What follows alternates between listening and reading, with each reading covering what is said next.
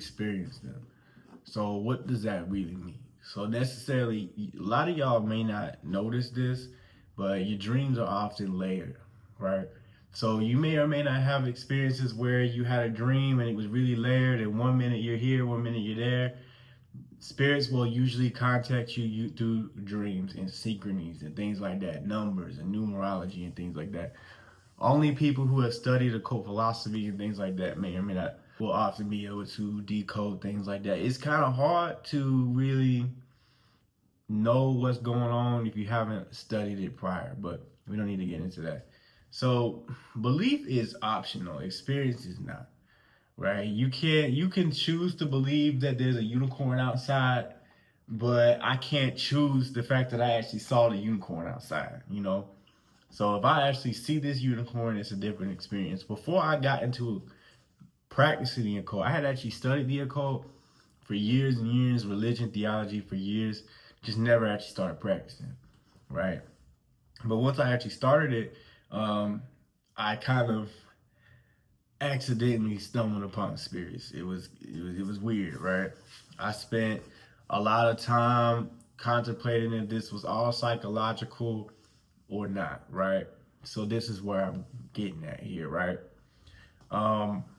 So this belief is kind of a lie, right? Belief is more so of a pacifier for is what people say when they haven't actually contacted something, right? If you haven't got contact or you don't have evidence of something, you usually use the term belief, right? Spirits are not a religion. They are not a religion. They are a phenomenon, you know. So when you experience a spirit, that doesn't make you religious. Maybe if it's something in an aspect of maybe archetypal Jesus or God, whatever you determine that, Buddha, Allah, whatever you determine to be like that, right? Now, with that being said, right, where am I coming from with this? Why am I saying that it's, you know, why am I saying you don't believe in them or you experience them? Well, for example, electricity. You can't see electricity, maybe with lightning, right? But you can't see electricity. You can't see the electricity going around you. It is invisible. It's almost completely invisible. But the effects are real. There are symptoms of having spiritual contact. Now, sometimes it could be ancestral. It could be demonic. It could be angelic. It could be whatever. Oftentimes, it really depends on your mindset or your theological, mythological framing of things, whether you were this or that, right? That's why different spirits have, a lot of times spirits have the same name, have a different name, even though they're involved with the same current, right? For example, Hades, Boone, all involved in the underworld and things like that. Sometimes even wealth, right? They're all under the same current, just a different name. Regardless, you're going to have to see these things and it's going to become layered, right? Now, when things become external, this is where it's kind of hard to stick with the whole concept that it's all just a part of your mind, right? When lights start flickering, you start having weird synchronies, animals start acting strange. 1 minute you're in sleep paralysis, you're doing an invocation, and said deity puts you in sleep paralysis twice that night. They try walking through the door, you know, and then you're like, okay, well, this is sleep paralysis. Psychology got an explanation for it. Even psychology, there is no hard proof. There is nothing showing you that bipolar disorder exists. It has symptoms. It has consistencies, right? Back to the original point before I go on a tangent about that, right? It was internal when it was just all involving me. But when the person that you're sleeping with next to you has similar symptoms, then you're kind of in a different realm here, right? There's the nocebo effect, there's a placebo effect, there's all different types of things that are going on here. But the purpose of this video is I want to make sure people understand that try not just to blindly believe anything before you actually experience it. If you are a Christian and you say that you have genuinely experienced Jesus Christ himself, do it.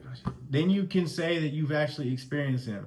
Now, if you talk to someone like myself, you have probably gotten into contact with him. Yeah, you probably did. You probably did. Does that mean you need to be a Christian? That's up to you. That's up to you. My interpretation of Jesus Christ is not the Christian one. I don't even think Christians even know who the hell he is.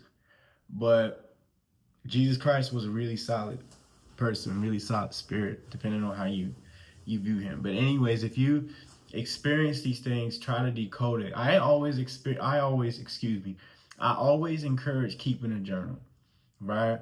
If you are experiencing poltergeist, if you are experiencing some sort of thing that just even seems weird, you're having repeated dreams, it could be something ancestral, egregore, demonic, angelic, Jesus, whatever. It could be something trying to get in touch with you. It could also just be your higher self trying to, but if you're having some regular, it's important to keep a journal. Now, one fact before I hop off is I want y'all to understand that spirits speak in symbols.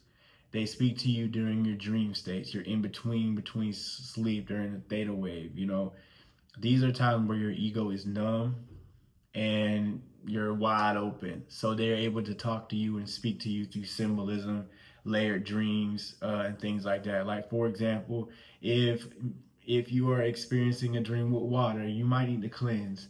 If you're running away and you end up in a forest, it means you're running from your problems and you're landing into a forest.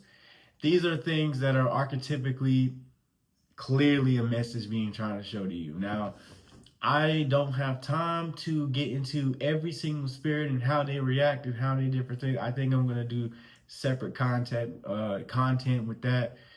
But understand that keeping a journal is really, really important.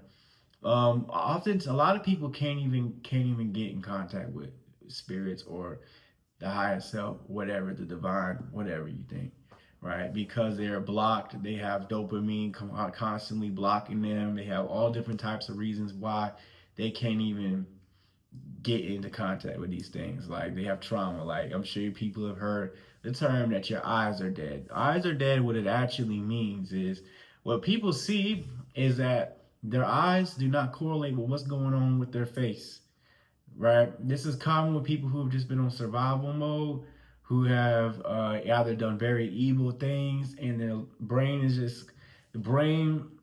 causes biological, physical things. The metaphysical really often affects the physical, right? But anyways, I think I've said enough, right? If you want to understand certain things, I've gotten into numerology, I've gotten into other things. If you like and subscribe, I promise that I'll keep posting videos and I'll keep making information and things like that. Soon I'm going to be getting to things more so about, I'm not quite sure what I'm going to be doing, but I'm going to do a lot of stuff. I know I'm going to be making specific videos about specific spirits, specific experiences of mine. And I recently went to France and I had a lot of weird shit happen there. So stay tuned, but remember to get a journal, and maybe you might figure out something. Pay attention to what's consistent, not what contradicts. I'm out.